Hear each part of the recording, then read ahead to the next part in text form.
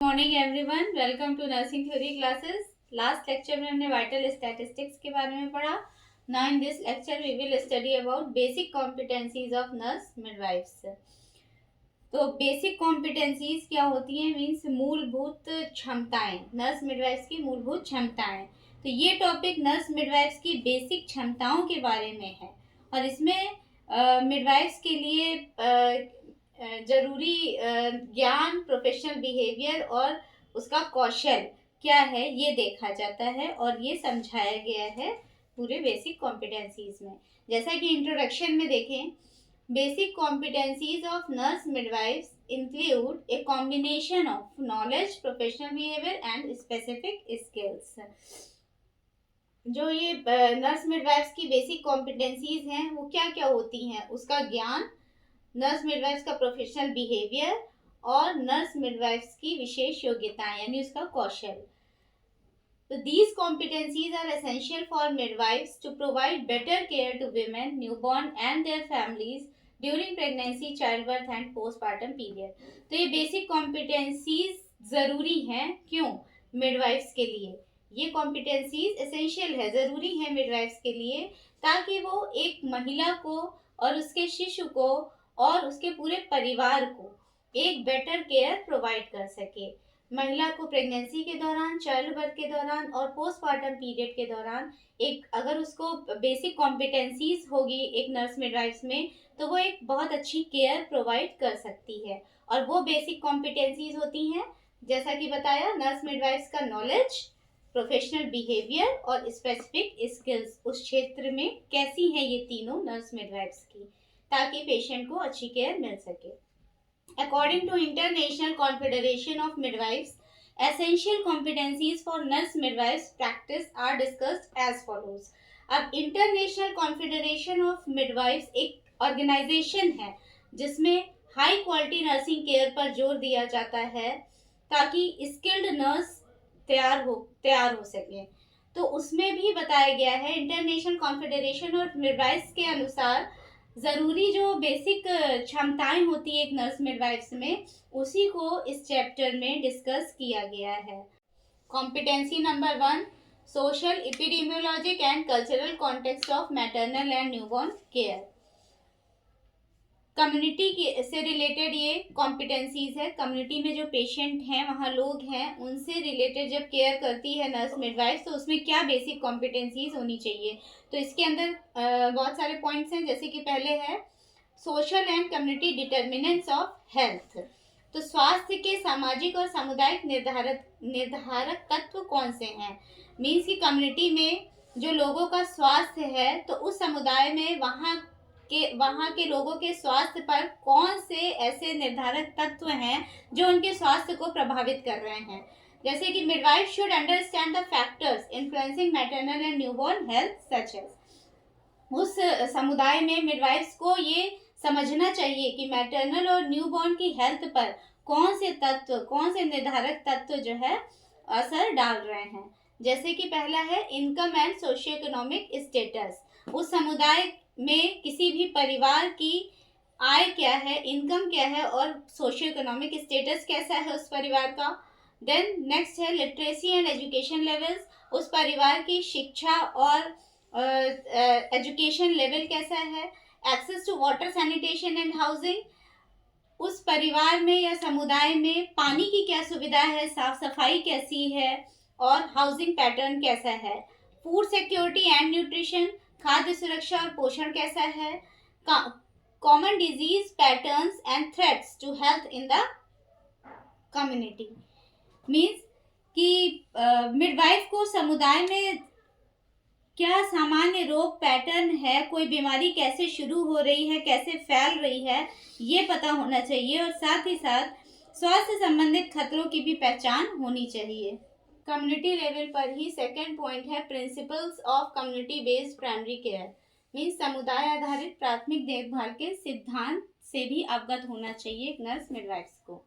जैसे कि promoting health through awareness campaigns, health promotion के लिए कुछ जागरूकता अभियान चलाना। डिजीज प्रिवेंशन स्ट्रैटेजीज, मीन्स रोगों से बचाव की रणनीतियां अपनाना। Then monitoring maternal and child health at the community levels means समुदाय स्तर पर, कम्युनिटी लेवल पर माँ और शिशु के स्वास्थ्य की निगरानी करना। इन सिद्धांतों से एक नर्स मिडवाइफ्स को अवगत होना चाहिए, जो कि उसकी बेसिक कॉम्पिटेंसीज कहलाती हैं। देन थर्ड कम्युनिटी लेवल पर ही है causes of maternal and newborn mortality and morbidity. मातृ और नवजात के मृत्यु एवं बीमारियों के कारणों से अवगत होना, जैसे direct causes like hemorrhage, infection and complications during labor, and indirect causes like anemia, malnutrition और pre-existing health conditions। तो एक नर्स मिडवाइफ की बेसिक कॉम्पिटेंसी है कि मैटरनल एंड न्यूबॉर्न मोर्टेलिटी और मॉर्बिडिटी के डायरेक्ट कॉजेज जैसे कि हेमरेज, इन्फेक्शन और कॉम्प्लिकेशंस लेबर के दौरान, और इनडायरेक्ट कॉजेज जैसे कि एनीमिया, मालन्यूट्रिशन और पहले से अगर कुछ अस्वस्थ है पेशेंट, तो इन कारणों से अवगत होना चाहिए एक नर्स मिडवाइफ को। Then developing and implementing strategies to reduce these causes, और इनडायरेक्ट कॉजेज को कम करने के लिए स्ट्रेटजीज यानी रणनीतियों का विकास करना चाहिए। देन फोर्थ कम्युनिटी लेवल पर ही पॉइंट है maternal death review, identifying and analysing the causes of maternal deaths. एक नर्स मिडवाइफ की बेसिक कॉम्पिटेंसी क्या है कि उसको मैटरनल डेथ के रीजंस को पता लगाना चाहिए और उस पर एनालाइज करना चाहिए। Then taking preventive steps to avoid similar situations in the future, और भविष्य में इस तरह का कोई सिचुएशन ना होने पाए, इसके लिए एक नर्स मिडवाइफ को बचाव के तरीके भी अपनाने चाहिए। देन नेक्स्ट कम्युनिटी लेवल पर ही है प्रिंसिपल्स ऑफ एपिडेमियोलॉजी, महामारी विज्ञान के सिद्धांत, इससे भी नर्स मिडवाइफ्स को अवगत होना चाहिए। Understanding disease transmission and community health patterns means एक नर्स मिडवाइफ्स को डिजीज कैसे ट्रांसमिट हो रही है कम्युनिटी में और उसका पैटर्न क्या है, इन सब बातों की समझ होनी चाहिए। And then addressing issues like waterborne diseases and poor sanitation that can impact maternal and newborn health। Means एक नर्स मिडवाइफ्स को पानी से होने वाली बीमारियां और स्वच्छता से जुड़े जितने भी इश्यूज हैं उन पहलुओं का समाधान भी करना आना चाहिए। कॉम्पिटेंसी नंबर 1 का लास्ट पॉइंट है community engagement in health services, encouraging community participation in health programs। Means स्वास्थ्य कार्यक्रम में जो भी चलते हैं उसमें नर्स मिडवाइफ को कम्युनिटी के लोगों को पार्टिसिपेट करने के लिए प्रोत्साहित करना चाहिए। Adopting services to the needs of the community, और समुदाय की ज़रूरतों के अनुसार जो भी सेवाएं प्रदान की जा रही हैं उसको अपनाने के लिए लोगों को प्रोत्साहित करना चाहिए। इस बात का नर्स मिडवाइफ को नॉलेज होना चाहिए। देन कॉम्पिटेंसी नंबर 2, तो अभी तक हमने कॉम्पिटेंसी नंबर 1 के 6 पॉइंट्स पढ़े जो कि कम्युनिटी से रिलेटेड था, समुदाय से रिलेटेड था कि कम्युनिटी में नर्स मिडवाइफ को केयर देते समय उसको क्या नॉलेज होनी चाहिए, क्या प्रोफेशनल बिहेवियर उसका होना चाहिए और क्या उसकी स्पेसिफिक स्किल्स होनी चाहिए। इन 3 बातों पर जोर दिया जाता है बेसिक कॉम्पिटेंसीज में। देन कॉम्पिटेंसी नंबर 2 है provision of pre pregnancy and antenatal care. Pre pregnancy यानी गर्भावस्था पूर्व, एंटीनेटल केयर प्रसव पूर्व। इस दौरान नर्स मिडवाइफ जो देखभाल प्रदान करती है उसमें उसकी क्या बेसिक कॉम्पिटेंसीज होनी चाहिए। केयर तो वैसे भी वो देती है, antenatal care, pre pregnancy care, but competency यहाँ कहा गया है, इसका मतलब उसको इस क्षेत्र में केयर देते समय पहले से ही उसको क्या नॉलेज होनी चाहिए, उसका उस क्षेत्र में प्रोफेशनल बिहेवियर कैसा है और उसका कौशल या योग्यता कैसी है। तो पहला है pre pregnancy counselling, educating women and families about nutrition, family planning and risk factors. तो विमेन और महिलाओं को और उनके परिवार को पोषण के प्रति, फैमिली प्लानिंग कैसे करना चाहिए और जो है खतरे क्या हैं, खतरों से जुड़े जो फैक्टर्स हैं इन सब से जुड़ी बातों से जो है कम्युनिटी के लोगों को शिक्षित करना चाहिए। और identifying pre existing conditions that में अफेक्ट प्रेगनेंसी को प्रभावित करने वाली जो भी पूर्व स्थितियों की पहचान है उसको भी जो है बताना चाहिए। देन नेक्स्ट है एंटीनेटल केयर में antenatal care, conducting physical examinations and routine antenatal checkups. क्या है कि जब भी जो है एंटीनेटल केयर नर्स मिडवाइफ दे रही है तो उसको फिजिकल एग्जामिनेशंस और रूटीन एंटीनेटल चेकअप्स जो भी होते हैं वो कंडक्ट कराना चाहिए। Then identifying high risk pregnancies and referring to specialist when necessary. जो भी हाई रिस्क प्रेगनेंसीज हैं उसको पता लगाना चाहिए। हाई रिस्क मतलब जिस प्रेगनेंसी में अगर खतरा है तो उनको पता लगाकर ज़रूरत पड़ने पर विशेषज्ञों को रेफर करना चाहिए। Providing health education about diet, hygiene, rest and danger science in pregnancy. और एंटीनेटल केयर के दौरान उसको किस बात की नॉलेज होनी चाहिए कि उसको डाइट, हाइजीन, रेस्ट और डेंजर साइंस जो होते हैं प्रेगनेंसी से उसके प्रति स्वास्थ्य शिक्षा क्या देनी है उसको इस बात की नॉलेज होनी चाहिए। बेसिक कॉम्पिटेंसीज की सेकेंड कॉम्पिटेंसी जो कि एंटीनेटल केयर से रिलेटेड है, तो उसका लास्ट पॉइंट है स्क्रीनिंग फॉर कॉम्प्लिकेशंस।